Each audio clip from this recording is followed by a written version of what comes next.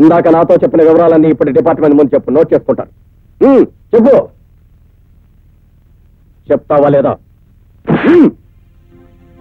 నీ భార్యను చంపింది ఎవరో చెప్పు. చెప్పు లేదా? తెలీదు. ఏ వస్తాడేనా? ఇలాంటి వాళ్ళంతా తేలిగ్గా చావరు. 10 మందిని చంపి కానీ చావరు. ఇలాంటి వాళ్ళు చచ్చినా దేశానికి నష్టమేమీ లేదు. చెప్పు చెప్పు చెప్పు. రైటర్, నోట్ చేసుకో.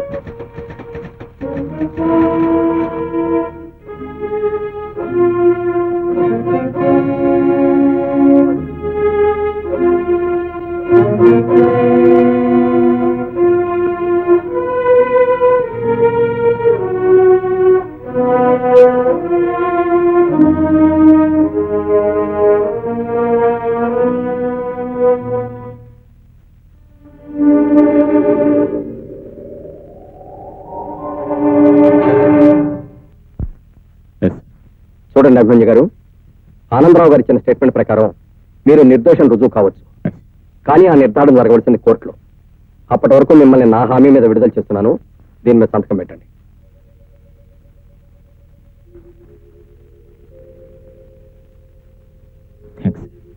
మీరు థ్యాంక్స్ చెప్పవలసింది నాకు కాదు, లాయర్ స్వప్నకి చెప్పండి.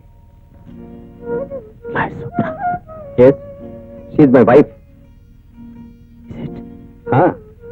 మీ కేసు ఆవిడే టేకప్ చేసింది. ఆవిడ టేకప్ చేసిన కేసే కరెక్ట్ అయింది. She's correct.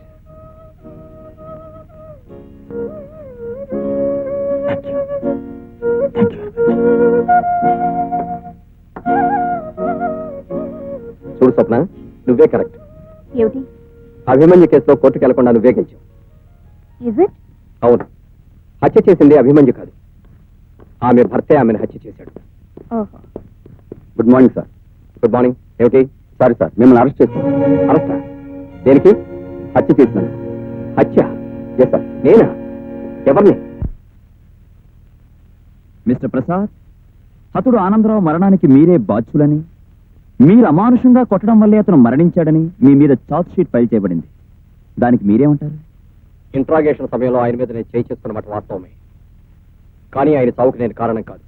అంటే భార్య నెల తప్పింది నా వల్లే కానీ పిల్లాన్ని నేను కనలేదంటారు. అంటే మీరు కొట్టిన దెబ్బల వల్ల అతను చావలేదు కాబట్టి అది మీ మూలంగా జరిగిన హత్య కాదు అంటారు. మరి ఎలా చనిపోయాడు? తెలియదు. అతడు కేవలం కొట్టిన దెబ్బల వల్లే చనిపోయాడని డాక్టర్ సర్టిఫికెట్ ఇచ్చాడు. దీనికేమంటారు? తెలియదు. మీరు కొట్టెళ్ళిన తర్వాత మరొకడొచ్చి కొట్టి చంపలేదుగా? తెలియదు. యువర్ ఆనర్, అడిగిన ప్రతిదానికి తెలియదు తెలియదు అని ముద్దాయి తెలివిగా సమాధానం చెప్పడం కేవలం చేసిన హత్య నుండి తప్పించుకోవడానికి సులువైన మార్గంగా భావిస్తున్నాడని కోర్టు వారు నమ్మాలి. Objection your honour. తెలియని విషయాన్ని తెలియదు తెలియదు అని చెప్పకపోతే తెలుసని చెప్తారా? తెలివైన లాయర్ గారిని ఇప్పుడు మీ ఇంట్లో మీ ఆవిడ ఏం చేస్తుంది అని అడిగితే తెలియదని చెప్తారా, తెలుసని చెప్తారా? Objection overruled. Thank you your honour. Mister Prasad, హతుడు ఆనందరావు మిమ్మల్ని కలుసుకున్నది మొదలు హత్య జరిగే వరకు. Objection your honour. పీపీ గారు దీన్ని హత్య అని కేసుకి కొత్త రంగు పొలవడానికి ప్రయత్నిస్తున్నారు. Objection sustained. Sorry your honour. Thank you your honour. ఒక ప్రశ్నకు కరెక్ట్ గా సమాధానం చెప్తారా? మీ కస్టడీలో ఉన్న ఆనందరావుని మీరు ఎందుకు కొట్టారు? వాస్తవాన్ని రాబట్టడం కోసం. There you are. Your honour, విన్నారుగా, వాస్తవాన్ని రాబట్టడానికి చట్టాన్ని తన చేతుల్లోకి తీసుకున్నారు ఏసీపీ ప్రసాద్ గారు. వాస్తవాన్ని రాబట్టడానికి కోర్టులుండగా చట్టాలుండగా ఒక పోలీస్ ఆఫీసర్ అలాంటి ప్రయత్నం చేయడం అన్నది కావాలని చేయడమేనని కోర్టు వారు నమ్మి సాక్షుల్ని ప్రశ్నించడానికి అనుమతించవలసిందిగా కోరుతున్నాను. ఆ రోజు మీరు ఏసీపీ ప్రసాద్ గారితో స్టేషన్ లో ఉన్నారు. అవును సార్. అంటే ఆనందరావును కొట్టిన సమయంలో. అవును సార్. మరి మీరెందుకు ఆపలేదు? చచ్చిపోతాడు సార్ అంటే ఇలాంటి వాడు చచ్చిపోయినా దేశానికి వచ్చి నష్టమేమీ లేదన్నారు సార్. ఏసీపీ ప్రసాద్ గారు ఆనందరావును చావబాతుంటే మీరు ఆపే ప్రయత్నం చేయలేదా? చేశాను సార్. సర్కిల్ ఇన్స్పెక్టర్ గారితో పాటు నేను ఆపే ప్రయత్నం చేశాను. అతడు ఆనందరావును ఏసీపీ ప్రసాద్ గారు కొడుతూ ఉంటే నువ్వేం చేస్తున్నావు? నేనేం చేస్తానండి, పెద్ద పెద్ద ఆఫీసులో చూస్తానున్నారండి, ఆడితో పాటు నేను చూస్తానున్నాను. మరి నువ్వు వద్దని చెప్పలేదా? మనం చెప్తే ఏంటారేటండి? అంటే ఆయన కొట్టిన దెబ్బలకి అతను చచ్చిపోయాడంట. ఓం మీద నౌకలు చెల్లిపోయండి, చచ్చిపోయాడు. ఆయన కొట్టి వెళ్ళిపోయిన తర్వాత అతను మీరు చూశారా? అయ్యగారు వెళ్ళిపోయాక చెలుకు లాగేసామండి. పొద్దుటేళ్ళు చూస్తే ముక్కమ్మటే మూతమ్మటే నెత్తురు గారి చచ్చి పడిపోయానండి. అంటే ఏసీపీ గారు కొట్టిన దెబ్బలకు తెల్లవారేసరికి ఆనందరావు సెల్లో చచ్చిపడున్నాడు కదూ? Please note this point your honour. Objection your honour.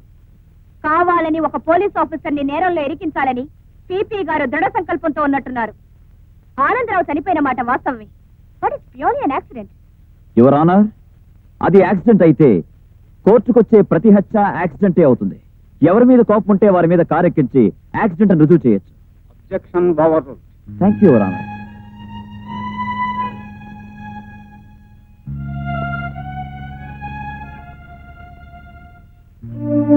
ఈ కేసు రేపటికి వాయిదా వేయబడింది.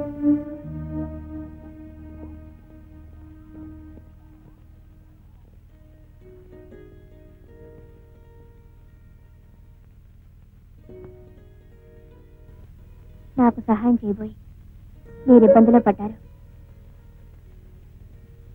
ఇక న్యాయానికి సావే లేదంటారా? న్యాయానికి సాక్ష్యాలు కావాలి. అవి నా దగ్గర లేవు. నిజాలున్నాయి కదా, ఇవి నిజాలని చెప్పడానికి కూడా సాక్ష్యాలు కావాలి.